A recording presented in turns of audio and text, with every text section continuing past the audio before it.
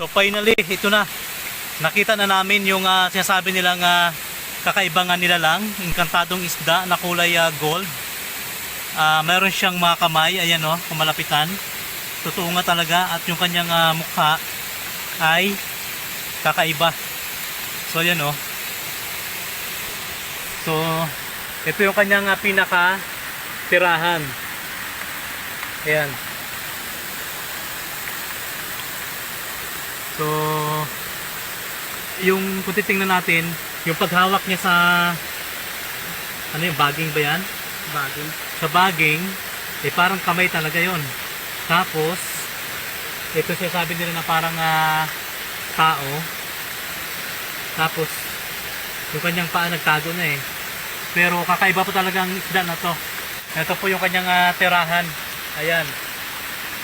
Kapansin-pansin na doon po sa kabila ay malabo na yung tubig, pero dito naman sa tirahan niya napaka linaw po. At ang sabi ng iba, marami pa yan dyan sa ilalim. So ayan no, grabe no, totoo talaga. Ngayon lang talaga ako nakakita ng ganitong isda.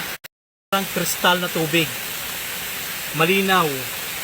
At saka hindi siya walang kibo, hindi man lang gumagalaw, hindi katulad doon sa kabila. Ayan o, talagang nakapagtataka. Malakas kasi yung ulan ngayon dahil nga po bumaha na, pero salamat lang at nakita natin ang isda na to na hindi mo mawari, parang ibon, parang tao, at saka kulay ginto. Totoo nga talaga sabi nila na kulay gold. Kanina kasi parang ayaw naming maniwala.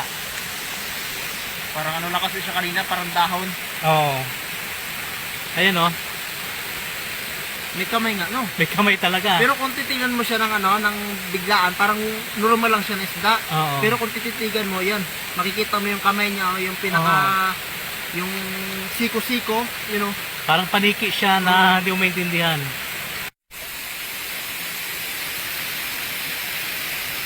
Yung kanyang pinakaulo, mayroong kulay itim pero lumot po yan. Sa kabuuan yung kulay niya ay kulay gold talaga. At ito po yung kanyang pinaka tirahan. Grabe no. Ngayon lang ako nakakita ng ganitong uri ng isda. Ako. Grabe.